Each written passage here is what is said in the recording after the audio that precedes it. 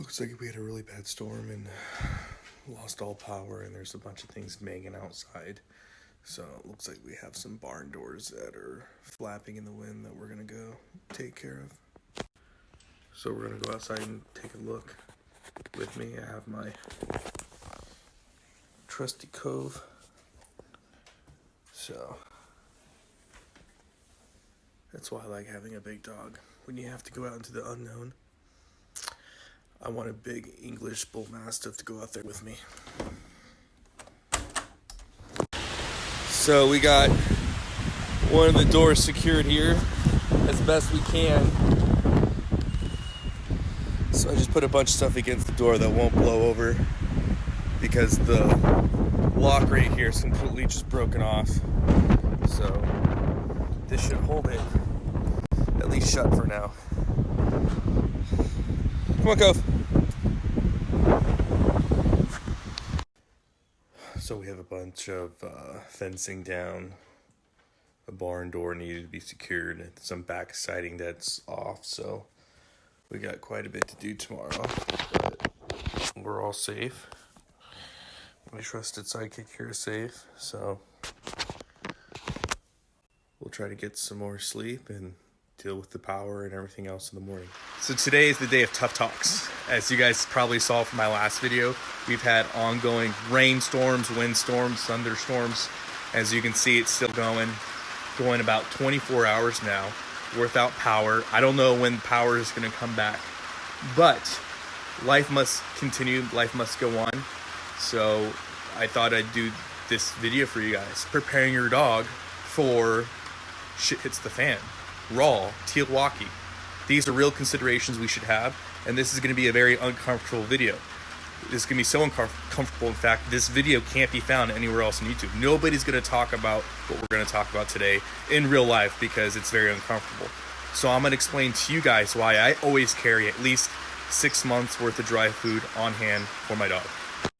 I have a working pantry for me and my family. I also have a working pantry for my animals, my dog included. So right here, I have a 30-pound bag of the Blue Buffalo fish and oatmeal recipe dry dog food. There is 120 pounds right here. And inside the house, in a storage container, I have another 30 pounds of dry dog food. So, like I said, I take this very seriously, and I think everybody should have a working pantry, especially if not for yourself, for your dog. And as you guys know, my dog eats mostly a raw food diet because here on the homestead, we produce pig, we produce sheep, we produce cows, we produce chicken, quail, duck, turkey, rabbit.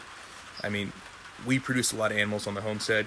That's not including the wild game that we hunt and the fish that we fish for. So we do our best to produce all our food, especially all our proteins here locally. And with that being said, I do incorporate some dry kibble in with her raw dog food. And that's just more or less I have to do something with the dog food that I have on hand, first off.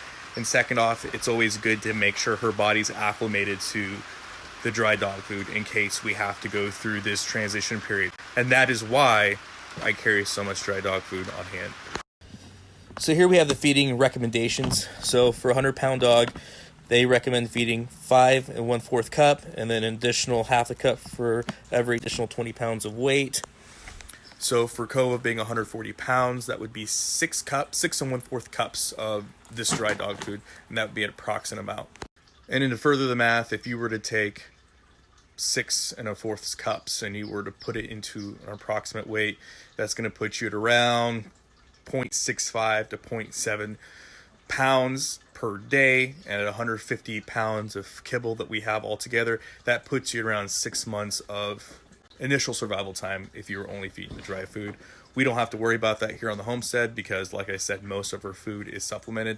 I might add 2 cups of dry food per day, and the rest will be raw. And like I said, the reason for that being is because, number one, I want her body to be used to the raw food because that's what the expectation is to eat, and then I want her body to be used to dry food in case we have to make that transition.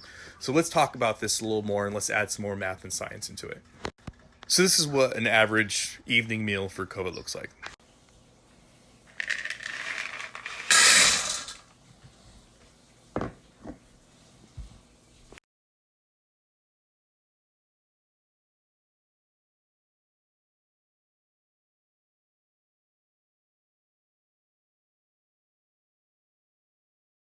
Ready for dinner, Coves? She's a 140-pound Mastiff. For dinner tonight, for her evening meal, she's getting 3.521 pounds of food. So your Mastiff breeds, your Malazar breeds, they're going to eat a lot more. So that's a consideration I have to take in fact when I'm thinking about preparedness. And she obviously wastes no time digging in. Right, so let's talk more about why I think it's a good idea to have at least 6 months worth of dry food stored for your pet at any given time. First consideration, according to most manufacturers, from the time the food is packaged in the actual food processing facility, it has a shelf life of about 6 months. Now, I've heard anywhere between 6 months to a year. I definitely wouldn't push food that far out because it can definitely be rancid. I know I've purchased dry food at the store before and the food's already been rancid.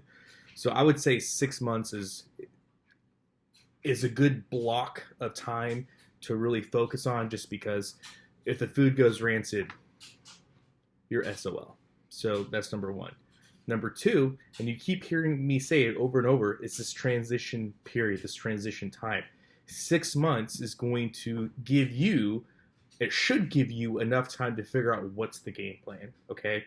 Because your dog, and I'm going to be very blunt, I'm going to be very straight in this portion of the video because it's important, okay? I don't care what anybody else thinks. I don't care what YouTube thinks. I don't care what anybody else thinks. This is just the real life conversation that we need to have, you know, because if YouTube wants to censor it, that's all right. It's going to go up on other platforms. So the most important thing to realize is that your dog depends on you for its nutrition, right? There are certain nutritional standards that are set forth by the AAFCO, the NRC. If you watch my Prepper Dog series, I encourage you to take a look at those videos. They're in a playlist.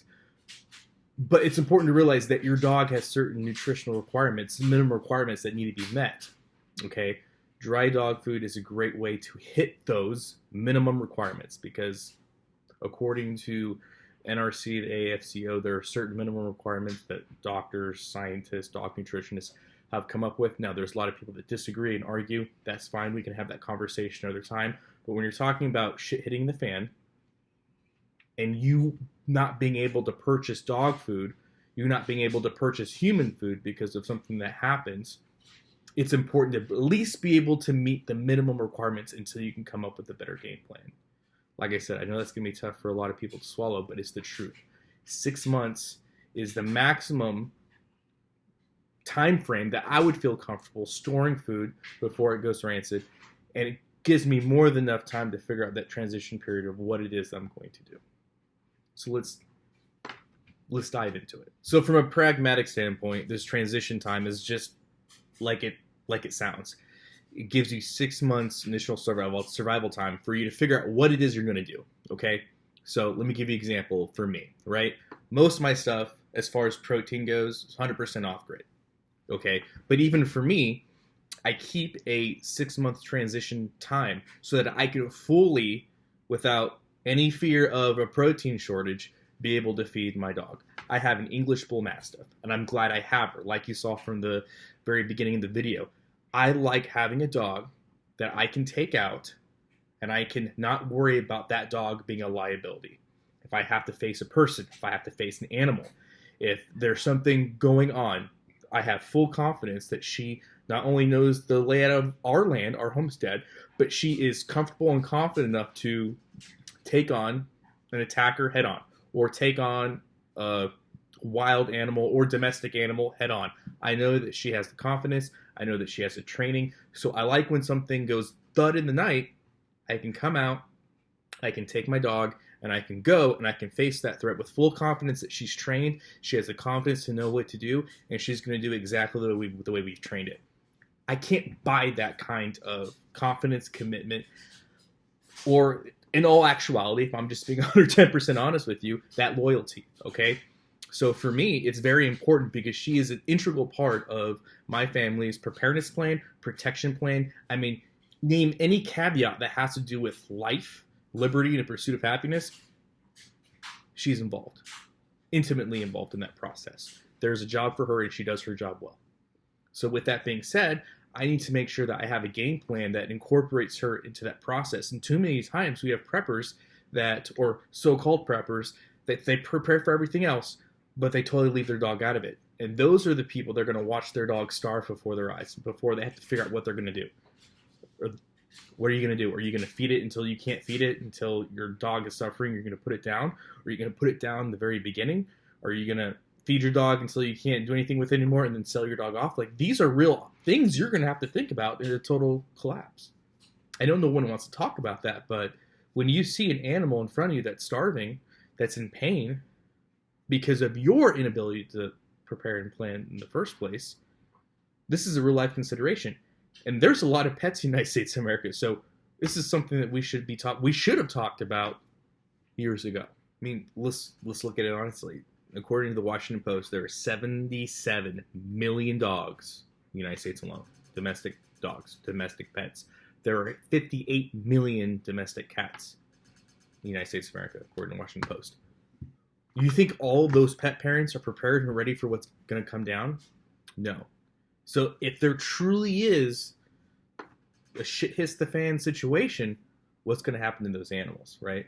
And so, like I said, my game plan from the beginning is to give myself that 6 months transition time, meaning that I got to create total self-sufficient, self-reliant proteins for that animal, food for that animal, for Kova in this case, that not only is going to feed her and keep her full, but it's going to meet the minimum requirements set forth by the NRC and AAFCO. And my plan is to go above and beyond those minimum requirements, okay?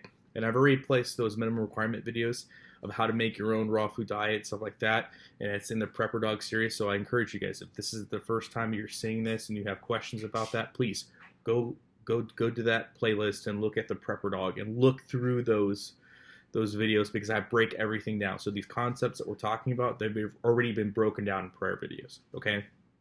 So my game plan, I have 5 does right now that are breeding consistently, producing me high quality rabbit meat. My game plan is within a 6 months period to double that. That's super easy. You know why? Because rabbits breed like rabbits. So my end goal with that is to, if we're totally in a situation where that is happening, homesteading will be my #1 priority. All right. I work like everybody else. I have a job. I have things that I do. But in a total grid down situation, I need a food protein source that's 100% off grid, requires no petrochemicals, oil, electricity. It requires no help from the grid in order to produce besides pasture. I have a bunch of pasture out there. Perfect. So rabbit for me is my ultimate food source that's going to allow me to feed myself, my family, etc. And so for me, my game plan within a 6 months period is to increase my rabbit hatchery from just 5 does that are breeding continuously to 10. All right, so what's that going to do? That is going to allow me to put my breeding litter program on a 5 to 5 interval. 5 plus 5 equals 10. So divide that by half. A 5 rabbit interval would mean my average litter size is 10. 10 times 5, 50 rabbits every month. A rabbit can breed every 28 days. The reason why I'm doing half is because I want to give each set of 5 doe breeders a month to relax, okay? So by doing that, I will put myself on a schedule. Every month, I'm getting 50 rabbits. At 8 weeks old, they're able to produce 5 pounds per rabbit. So by being able to put those on intervals, by the time everything catches up, I will, no joke, have 50 rabbits per month that I'm dispatching. That is going to that's going to go above the requirements that I need for my dogs. And remember, I just don't have rabbits, right? On the homestead, I have cattle, I have pigs, I have chickens, I have turkeys, I have quail, I have ducks, okay? I have sheep. So I have lots of protein sources. So the rabbits will be the base bulk of what Kova will be eating. And if you look at the video that I also did, you can look it up in the Prepper series that I have going on. Rabbit and duck eggs, those 2 ingredients will provide you everything you need to go above and beyond the standards set forth by the AFCO and NRC. So I highly encourage you to look at this, because for me, I already know there's going to be a transition period from the time the balloon goes up, and by the time when the balloon goes up and I am told you do not have any more ability to depend on infrastructure in order to feed you and your family, that is my 6-month transition period for COBA. That's what I have to do. So I've already set this up. The math is already set up. Everything is set up for success. So my question to you now is, what is your game plan? Because if you don't have a game plan, the reality is going to look something like this.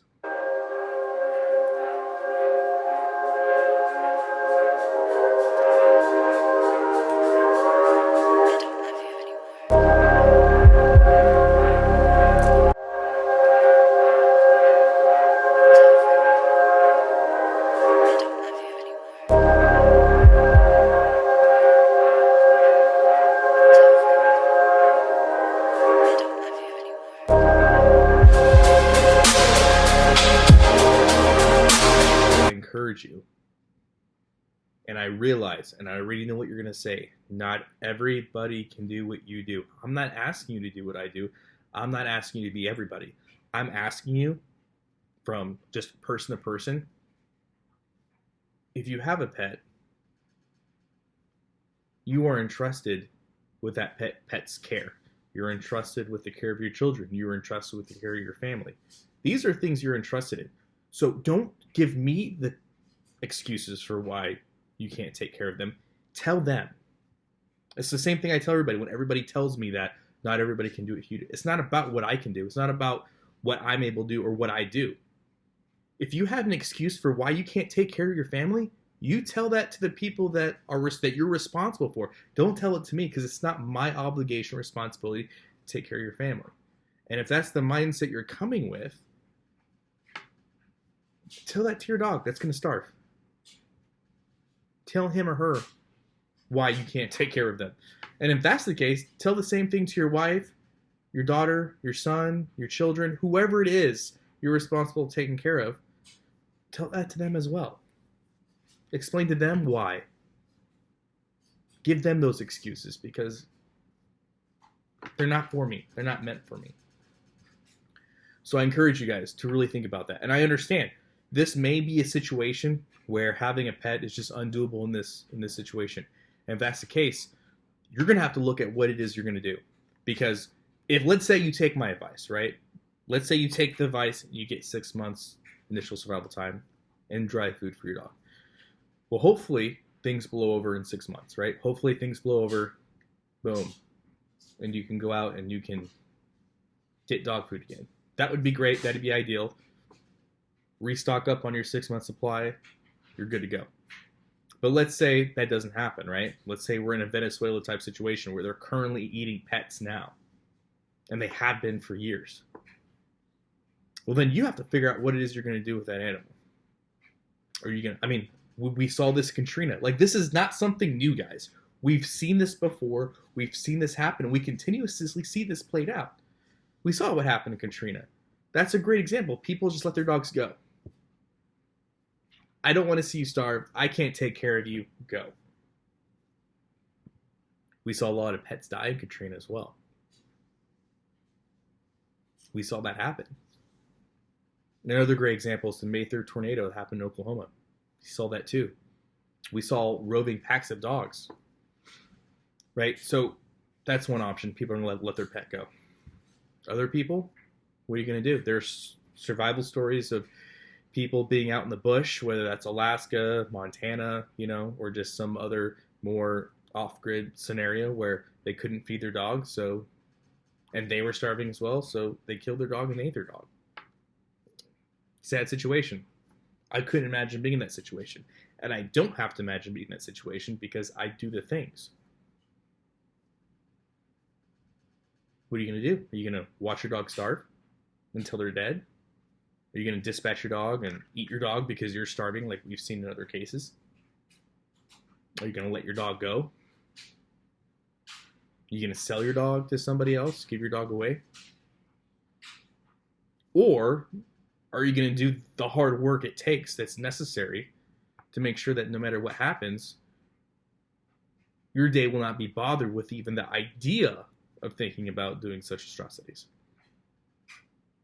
Those are your only options, right? Because I hate to break it to you, and for those people that stockpile and hoard hundreds of thousands of pounds of food, you have 15 years of food dried up, and that's great.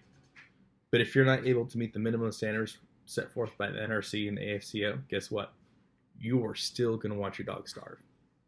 You're still going to watch your dog decay because you are unable to make sure that the nutrient density of that food that you're giving to your pet is met. And not only are you going to do that to your dog, you're going to do that to yourself and your family.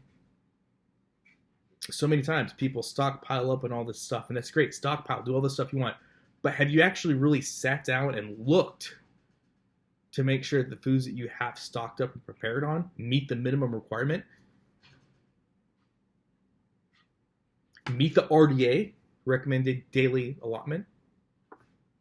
Is that even been something that's been, in your mind? For most people, it's no. In fact, I've never met one person that has a hoarding stockpile mentality that has been able to answer that question. Because I'm not asking you to be awesome. I'm asking you for basic science and math. Does the food you have, does the year worth of supply of food that you claim to have meet the RDA? Because if it doesn't, how long do you plan on feeding you and your family on that deficiency? It's a real question. Now let's switch gears a little bit. I'm a student of history. Because if you want to know where we're going to be in the future, look at history. And most importantly, if you want to know why we are in the position we're in currently, history tells us why we're here. And so when we look at this, right, the first commercial dog foods in the United States of America weren't introduced until World War II, right after World War II, right? The first grocery store was Piggly Wiggly's in Memphis, Tennessee, September 11th, 1916. These are just realities. These are facts. Dogs have been with humans. Look back at our history. There were dogs in 1901, 1902, 1903, 1904, 1905, 1906, 1907, 1908, 1909, 1910, 1911, 1912, 1913. You get where I'm going with this. So we had domestic dogs with us all throughout that time period. What did they eat? Well, they ate the same foods that their owner counterparts did because the owner counterparts grew their own food, raised their own animals. That's how you had dogs back then. There was none of this having to worry about where their next meal was coming from because people knew where their next meal was coming from because they grew it themselves. So if we're talking pragmatically, we're just talking realistically. That's all pragmatic means. We're being realistic. We're being honest. Honestly, it's my job to prepare for my family, to feed my family. Therefore, I do it. And what's great about doing it in modern day 2020, it's so much easier than it was in 1901. Technology makes it easier. Understanding husbandry makes it easier. The types of capitalism makes it easier. The fact that I can go out, buy fencing, and put it on high quality pasture makes it so easy. What if I don't have high quality pasture? Awesome. Till it out, take it out, put high quality pasture in there. How do I get that? Go to the grocery store, buy seeds. It's so simple. It's so easy. It has never been more easier to grow your own food and raise your own animals than it is in 2020. It's so easy. If you don't know something, literally go on Google, Google it. Go on YouTube, there's probably a video on it. All the information you need to be successful is there. Be a student of history. So, I'm just going to be honest with you guys. No reason to be dishonest with you guys. The least you can do for your dog is have 6 months of subsistence for them. That's the least you can do. Because in 6 months, you will have, that should be enough time for you to decide what are you going to do. Because worst case scenario, I hope You give them the best life you can for 6 months, and you find them a better home. And if you have a cattle dog and you're in my area, I'm interested. At worst case scenario, give them that. They give you everything. They give you everything. The least you can do is give them that. Give them the 6 months. I'm going to end it with this. There's a reason why dogs are called man's best friends. Kova, come here. Come here, mamas. There's something outside. Sit. Good girl. There's a reason why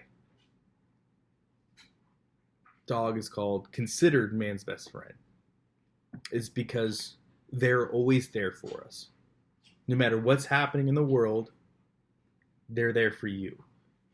No matter how you've treated them, they're there for you. No matter the situation at hand, they are there for you. I couldn't ask for a better companion. I couldn't ask for a better worker. I couldn't ask for, in all actuality, I couldn't ask for a more loyal friend. The least you can do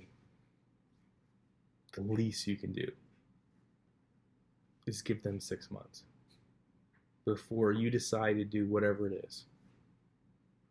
Before you put a bullet in their head, the least you can do is give them 6 months. And I hope to God that commitment that you made when you got that dog, I hope that means something to you. I hope it means something to you. There you go. There you have it. Hope you guys liked the video. If you disagree with me, I would love to hear it in the comment section below. And as always, long live the Republic.